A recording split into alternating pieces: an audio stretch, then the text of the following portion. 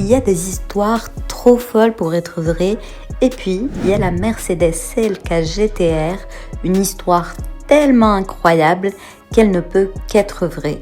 128 jours pour développer une voiture, 25 exemplaires pour créer une légende, un championnat pour anéantir toute une catégorie. La CLK GTR, c'est l'histoire d'un rêve impossible devenu réalité et transformé en cauchemar pour toute une série de courses. Fin 1996, Mercedes-AMG faisait face à un vide total. Opel et Alfa Romeo avaient quitté la DTM ITC, la série était morte, les ingénieurs sans projet, la solution semblait folle. Participer à la FIA GT, une série pour super sportives, Ferrari F40, McLaren F1 GTR, Porsche 911 GT1, des dieux de l'asphalte, et Mercedes, rien, aucune super sportive, aucune expérience, aucun temps. Pour courir en GT1, il fallait au moins 25 voitures de route homologuées, comme pour la Porsche 917 ou la Ferrari 512S 3 décennies plus tôt. Le 5 décembre 1996, la commande tombe, Mercedes veut participer en 1997. En 4 mois, il faut créer un GT1 complet, plus de 25 voitures pour l'homologation. Le temps presse, Mercedes doit agir vite, McLaren domine alors le championnat BPR, il semble logique d'acheter une McLaren F1, non pour la copier, mais pour la comprendre et la surpasser. Mercedes achète secrètement une McLaren F1, la démonte, l'étudie, la surpasse. Juste avant Noël, le V12 tourne pour la première fois au banc et début mars, dans une voiture test, une McLaren F1 modifiée. Ironie du sort, l'icône des super sportives devient la mule d'essai de son futur vainqueur.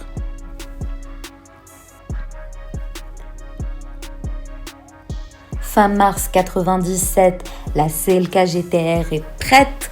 113 jours seulement pour battre Porsche avant même le début de la saison. La 911 GT1, lui, aura besoin de 234 jours. Les chiffres fous, 5 décembre 1996, commande. Décembre 1996, premier croquis. Fin mars 1997, première voiture prête, 128 jours de développement au total. La première CLK GTR prend la piste en Espagne 128 jours après les premiers croquis.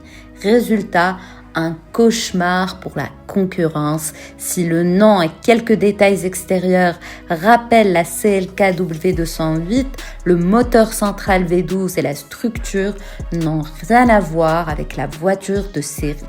Pour satisfaire l'homologation, FIA AMG triche un peu.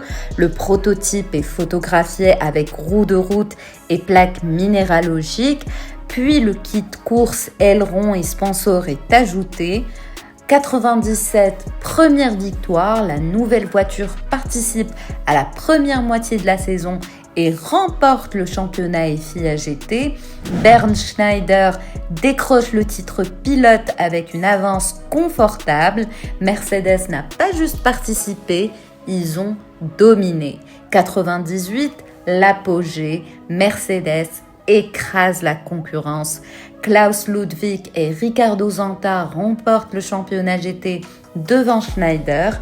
Résultat, la GT1 est morte. Les équipes privées Ferrari, McLaren, Lotus avaient déjà abandonné. Le Porsche officiel, seul survivant, quitte la catégorie à son tour. La FIA GT se réduit alors au GT2 et GT3.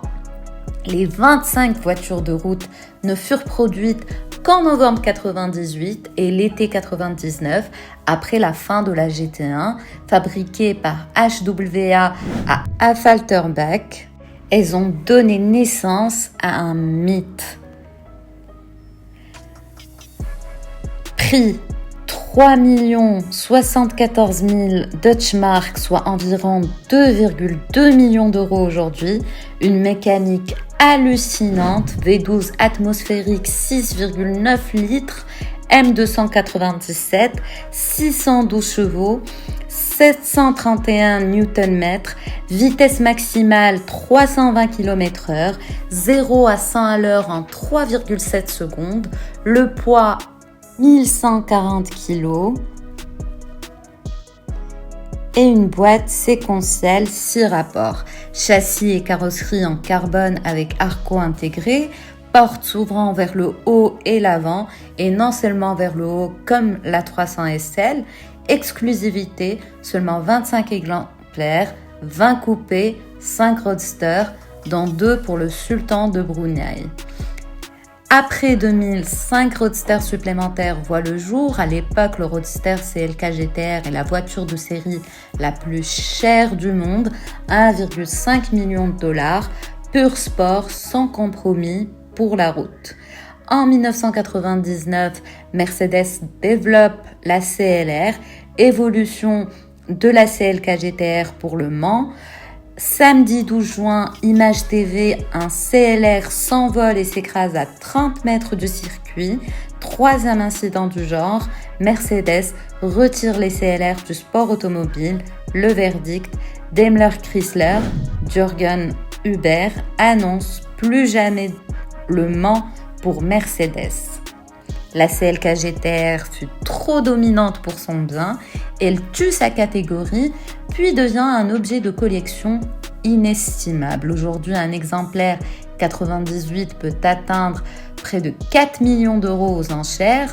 La CLK GTR AMG Super Sport 7,3 litres V12 de 700 plus chevaux, seulement 5 exemplaires, éclipse le modèle standard, pure folie mécanique et design. La Mercedes CLK GTR prouve une chose, parfois les rêves les plus fous deviennent réalité.